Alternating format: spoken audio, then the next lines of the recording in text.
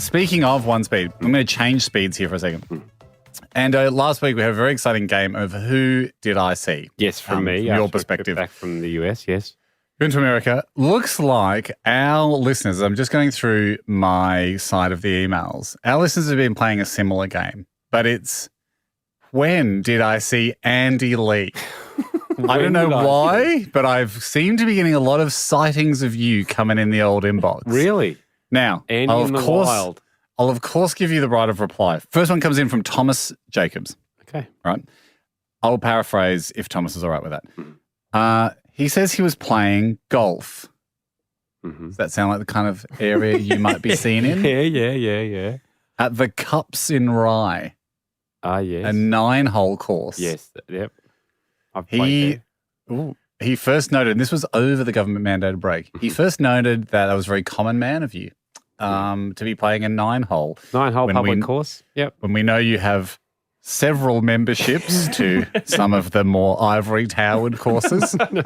Hope to be invited as a guest one day. I think I'm beginning to prove my worth to come along, and obviously I won't be able to sit in the club room with you, but even just to wander the grounds would be a treat. He's playing the Cups, and he says they're on the third hole. Sorry, you were on the third hole tee box. They were on the fifth.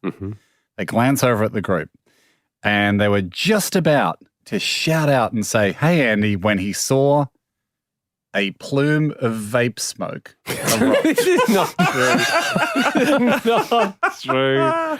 Yeah. My mates go, "It can't be Andy Lee." I said to my mates, "It can't be him. He quit smoking years ago." I never smoked in my life yet. I see the smoke go from mate to mate until it finally reaches Ando, who with gusto, you might say, takes a long, steady drag of the vape. He said, "Look, now, I don't want to dob him in, but," he said, "it was on this day, I lost my innocence. On one hand, I thought Ando had quit, but on the other, I'm sure he's attempting to break the habit by transitioning to vapes, although I think he's still got some work to do." Now, Ando, were you near someone could this be a mistaken cloud? I think it's a mistaken cloud. I don't remember being with anyone that vaped. He was 2 tee boxes away. It's a long way away. Do you know how long way that's how golf courses... A lot of smoke is produced by vapes. So you can see them. You can see signalling. Well, not guilty. So you're saying, did he see Andy Lee or did he not? He did. I don't think he either saw a lookalike vaping or he saw me and was mistaken. And he's blaming it on the vape goat. Okay. Second sighting.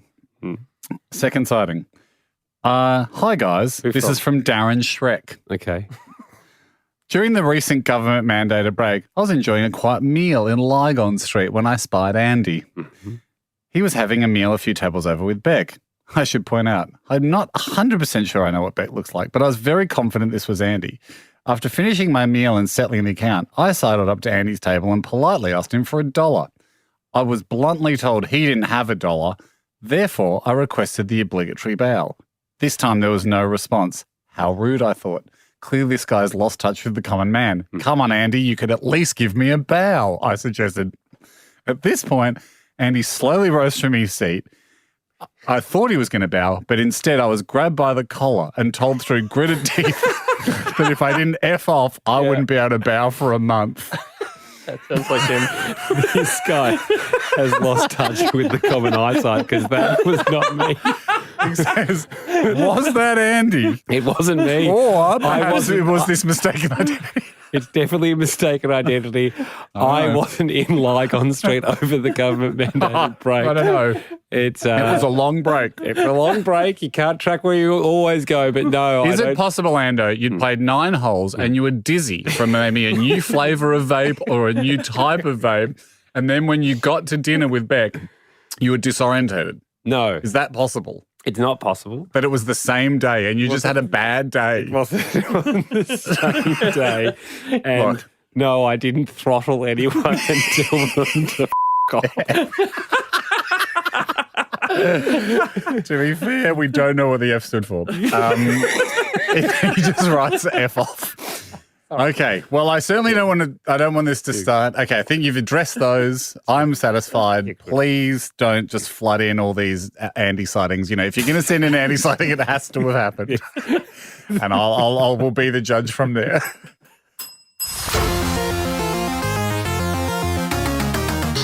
And a couple of weeks ago on the show, I took it upon myself as a public service to read out some sightings that people have made of you in the wild, some genuine Andy sightings. Now, they are they're genuine. People, I don't think people would lie. They're taking the time to sit down and write out was often, to be fair, a traumatic experience for them. So a lot of people lie. Well, that's a shame, Ando, because I actually don't think our listeners are like that, and I appreciate them sharing, to be honest, and the vulnerability and the courage it takes to share something that, again, can't be easy for a lot of people to share. Now, I can't get to all of them. I'm just going to pick a few at random here. Okay, Ando? Are these people that have written in? Yeah, absolutely. Like there's hundreds, well, dozens that have written in with live Andy Lee sightings. Producers. Okay. Okay, this comes in from Dunk. Hey guys, just flagging an Andy sighting. Okay, and it's sort of like I guess it's like a community service. Like if you see something, say something. I was desperate for a gasper and went to the local choke stick shop in Norwood, South Australia.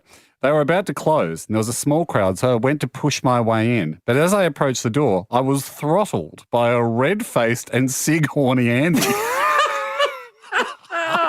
As he barreled through me and bought the last vape in the store. I just thought the people should know. Now, I appreciate that. I don't appreciate. I've not heard sig horny before. That is why it got a run. I don't appreciate the misinformation being spread about me smoking, because I was on a flight back from Perth to Melbourne the other day.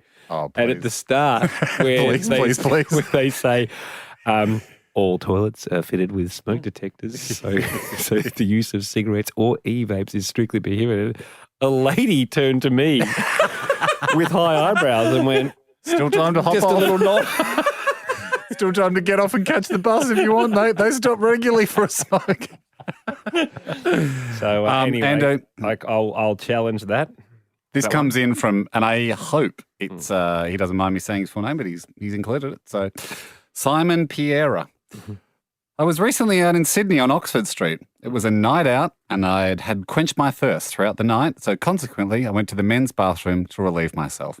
I started my stream, and about 15 seconds later, a taller presence appeared over my shoulder to use the urinal next to me. There was a small partition to block the lower glance, but I did the obligatory side facial glance, and wouldn't you know it, it was one Andy Lee next to me.